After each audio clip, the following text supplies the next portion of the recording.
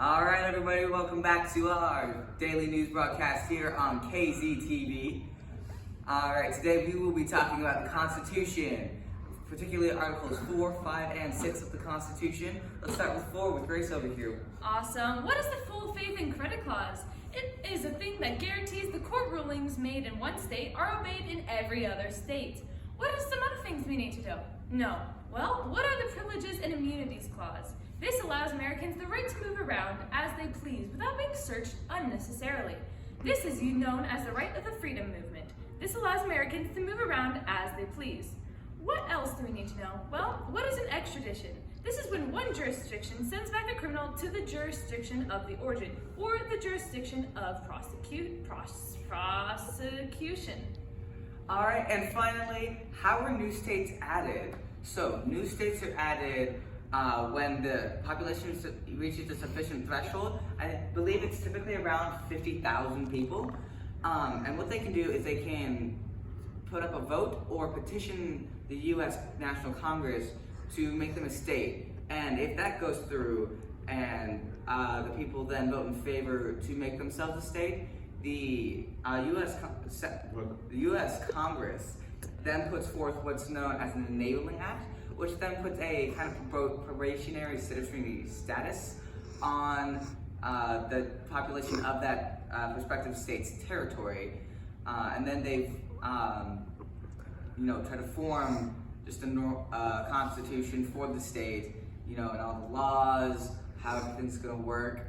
And then they send that back straight to the U.S. Congress, who then reviews it to make sure it's in accordance with the U.S. National Congress and the interests that they need over there. Technically, it's not an official part of the constitutional process, but we know how Congress is. We want to save our interests abroad, obviously. And finally, once all that has been put together, Congress formulates a plan to add the state into the Union, then making another state once that plan has gone all the way through. All right, now we go to Kimmy in the field. All right, Kimmy, take it away. All right, thanks Caleb and Grace. So, we're going to talk about how amendments are ratified. Amendments are proposed by a 2/3 majority of both parts of Congress or a 2/3 majority of state legislatures call for a special constitutional convention. Amendments are ratified when approved by 2/3 of the legislatures or by 3/4 of the state conventions. And that's all I have in the field. Back to the studio.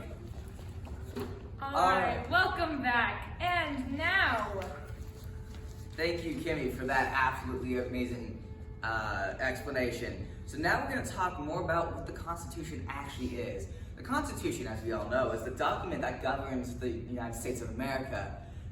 But really, what does it do? The Constitution has 10 different articles, I think as of now 27 different amendments.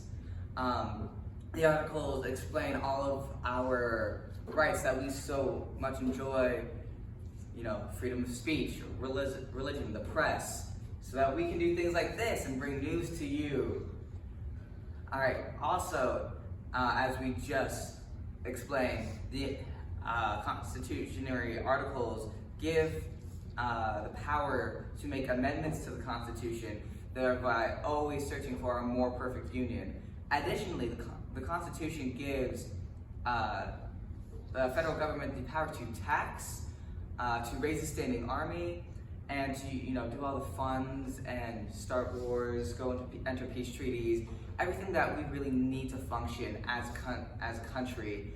However, it does say that any rights not explicitly given to the federal government are then bestowed upon the state government. So, for example, if we didn't fully spell out how taxation worked, some parts of taxation could constitutionally have gone to the states, which I believe is what happened because we have state taxes.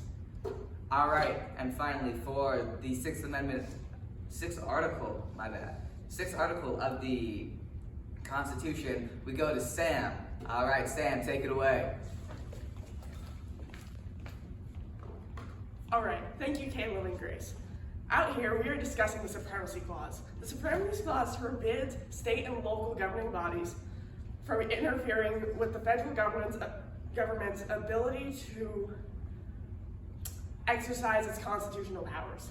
Additionally, it stops governing bodies under its power from taking on the powers and duties of the federal government,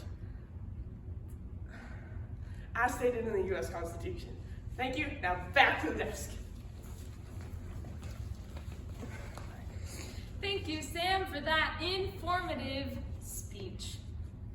All right, and remember, the United States shall guarantee every state a Republican form of government. That's our daily broadcast. Good night and good news.